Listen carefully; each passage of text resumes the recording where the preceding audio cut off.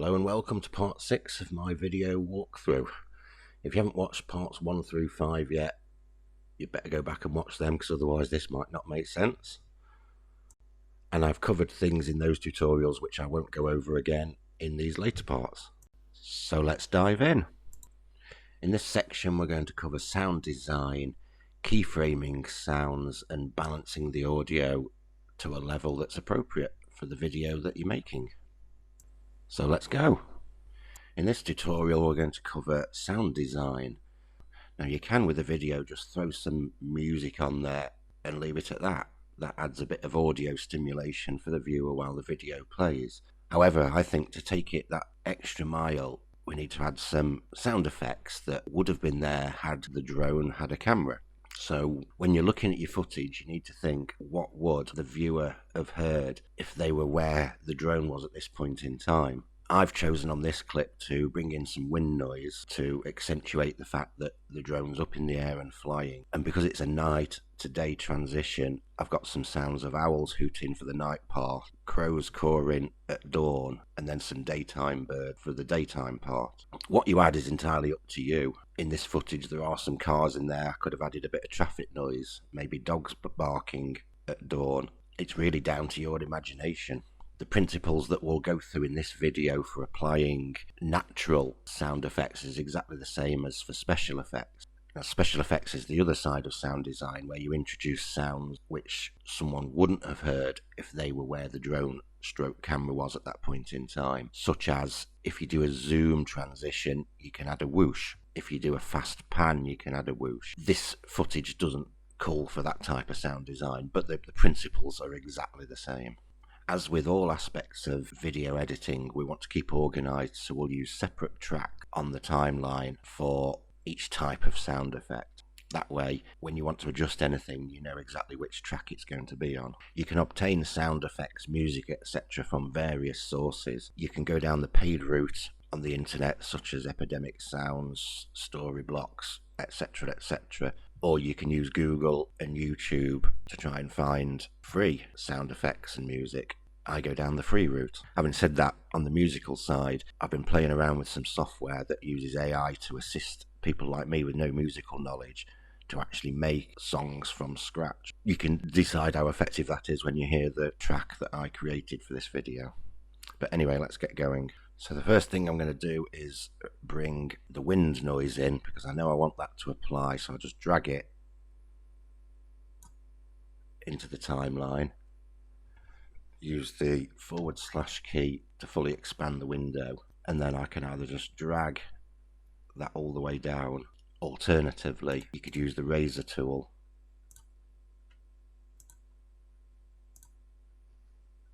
and then the delete key to just get rid of that footage, and then / to expand the timeline again.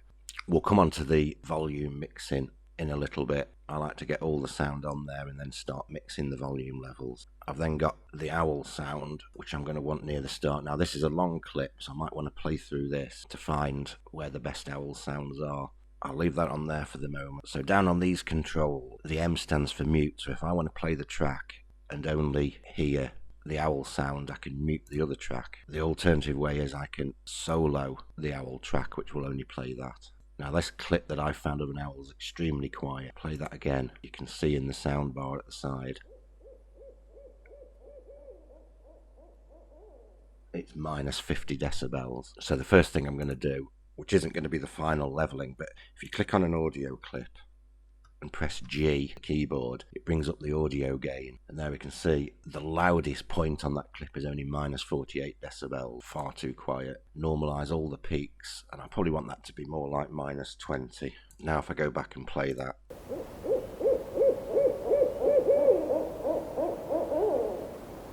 you can see it's brought the peaks up to about -20 decibels.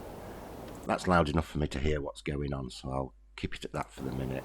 Because I'm going to be putting owl, crows and normal birds on, I think that's about enough of the owl, so I'll cut the clip off there with the razor tool, go back to the select tool and delete the remaining footage. Bring the crows in. When you've downloaded these sound effects, the crows might not start at the start of the clip, or they may, so you need to play it through and see where the sounds are. click on the audio clip and press G to bring up the gain. See, this is only coming up to minus 37 decibels. So in order for me to hear it at this point, I'll set that to minus 20 as well.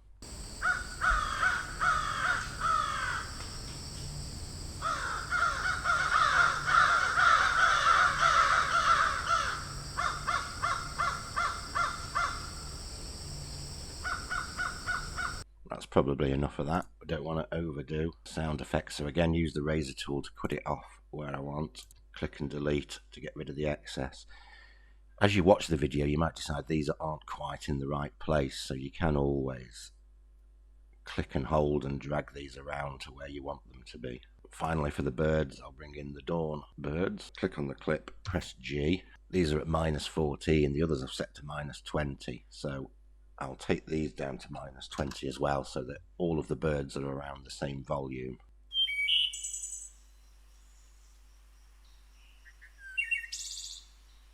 Again, cut off the remaining clip that we don't require. Now, depending what sound effects you were using here, if you wanted it to sound like there was a lot of owls in the footage, click on there, press Alt key on the keyboard, and then whilst dragging, keep Alt held down, and it copies that clip. So you could add multiple instances of that owl and layer it so it sounds like there's a whole flock of owls there. Now we've run out of audio tracks here. Now there's two ways to get extra tracks. One is to drag an audio clip in to the bottom and let go, and that automatically adds an extra track. Or you need to click in the empty space at the bottom here and add tracks. And it gives you the option of adding video tracks or audio tracks and where you want to add them. If I play those three owls together, you can see what I mean by layering the audio.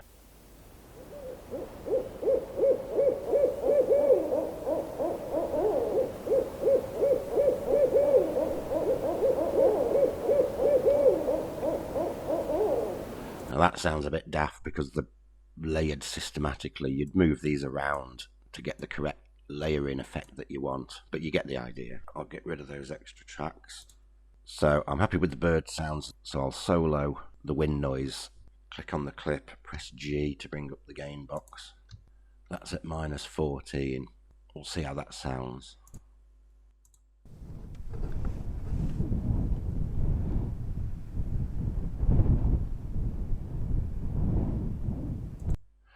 Probably a bit loud for my liking, but let's play it in conjunction with the bird noise to see how it sounds.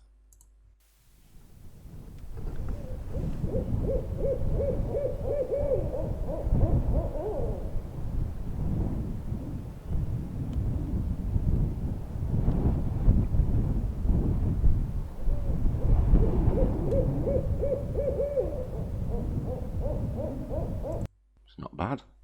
I'll then bring in the music that I've written for this track. Now, as it happens, when I wrote the music, it's slightly short. Now, any music aficionados out there will probably put their head in the hands at this point and say, what the hell's he doing? But I only want that to be slightly longer. Two options is I can just have it fading out and no music at the end. Or from up here, you can see that that clip is 1 minute, 29 seconds and 22 frames long. So if I click on the audio clip, right click, speed duration, I can change that to be 1 minute, 29 seconds. And I'll let it fade out a little bit early, so I'll leave it at 1 minute 29. And what that's going to do is slow that music down very slightly. In this case, I want to maintain audio pitch because I don't want the music sound, even though it's going to be playing slightly slower, I don't want the pitch to change. So you can see it slowed it down to 96.68%. Not ideal, but I don't think it'll be noticeable to the normal ear. And as you can see, that's taken it. I didn't add the 22 frames, so it's going to fade out slightly early. Now, what I do want to do on the music is fade the volume down at the end. So I want to make this track bigger so that I can see what I'm doing by clicking on the line and dragging it down. And now I've just got a bit more visual space. We want to right click on the yellow FX icon. Make sure volume and level is selected. Now what that means is this line that we've got going across is our volume level, and we can add keyframes to that by using the pen tool. Click on the end and click on the end there. So we've set 2 keyframes, which we can see are showing up here under audio level. Change back to the selection tool, and I can drag that keyframe down. So what that's going to do is take the volume of the clip that we've set and fade it down to 0 at the end. Now, to make the sound effects of the wind and the noise fade out, I'm going to do exactly the same thing with those. So I can shrink that clip again, make that clip bigger, right click on FX, make sure volume level is selected, set 2 keyframes. You set 2 keyframes because that first keyframe is going to fix the level there. The second keyframe is the one that we're going to move. And then shrink that down, and I want to do exactly the same with the bird ambience at the end.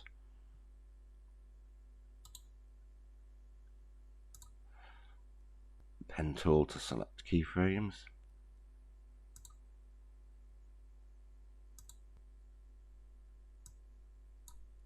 Drag that down. Our music's coming up up to 0.6 dBs. Now if we play this, that's going to be too loud. Go to the start of the clip.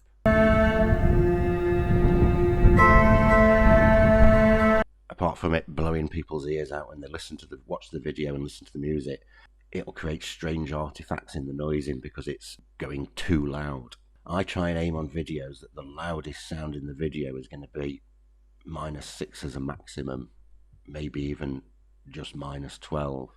So I'll normalize all peaks to -6.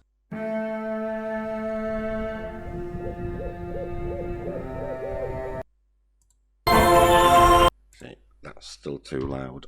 So what I'll do in this case, I'll do adjust gain by, which means whatever figure I enter, it'll adjust the volume of that clip by that amount. So I'll put -6 in there. From the waveform, the higher this white graph is, that's the louder the music is at that point.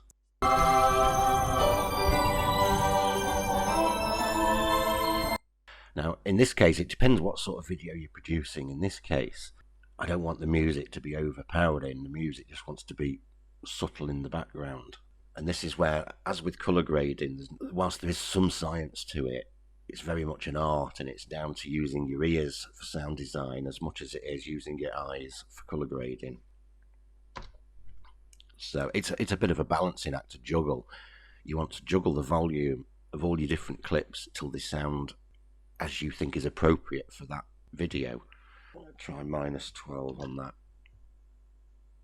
If you play the loudest part of the music as well as the quietest, it gives you an idea of what you're getting. And play a quiet part of the music. Right, so I think I'm happy with that. Now we'll start mixing in, making sure the wind isn't overpowering the music. We'll solo wind and music.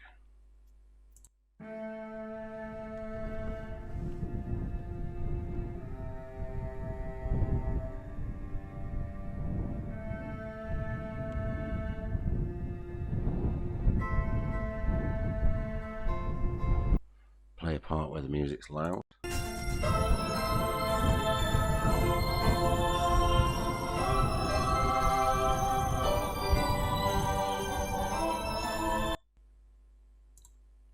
This is where personal taste comes in a lot.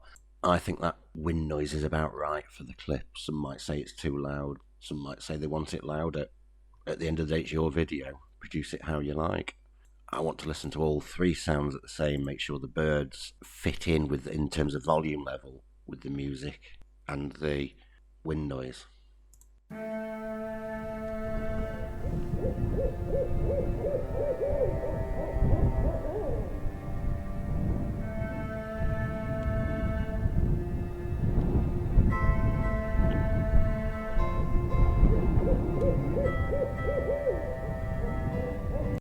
I think that's about right. If you have something like the bird noise too loud, it's G on the keyboard. So let's add 40 to that. Get this up ridiculously loud. The noise won't sound natural if you have it too loud.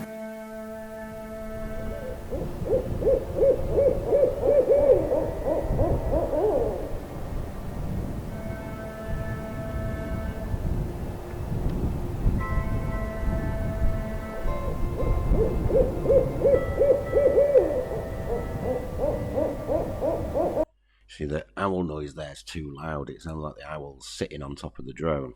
I'll put that back to how I wanted. Now, the starting point I tend to go for is volume level to be about minus 20 dB for sound effects, natural sound effects. Special effects start at the same point, minus 20 dB, and then adjust it. But I usually find minus 20 dB about right for ambient sound effects. And music, if I want the music to dominate the video, then I'd go for about minus 6 dB. If you want the video to be more subtle, then bring that down to minus 15, minus 20. Again, it all depends what feel you want from the video. But the key point here is adjusting the volume levels of each sound source individually so that they balance together and work in harmony.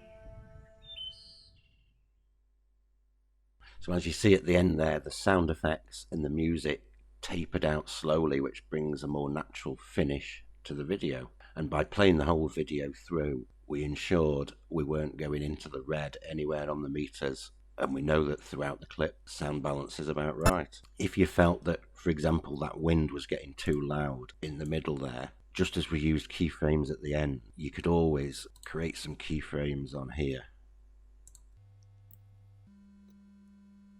And you've got to have keyframes that are fixed and then keyframes that you're going to move.